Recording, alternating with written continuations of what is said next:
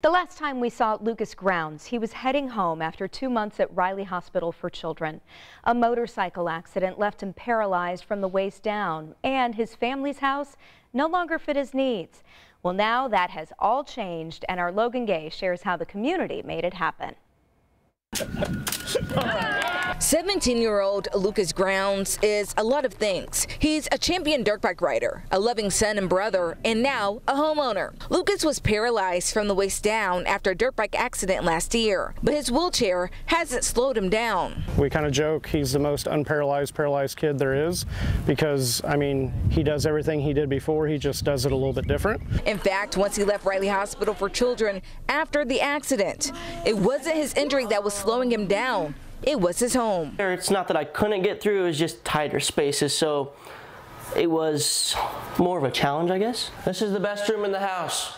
But all that's changed now. What started off as a plan to make his house handicap accessible ended with Sunco Construction and the Morrisville and Martinsville communities teaming up to build a brand new home free of charge. I was happy, but I couldn't express my emotions. I was sitting there and I was just in shock. Lucas designed this house with several modifications that allow him more independence, like this closet, for example. The way it's designed, he doesn't have to reach for his clothes, which allows him to get dressed easier in the morning. And I can just swing the doors open and get my clothes out and put my hanger back.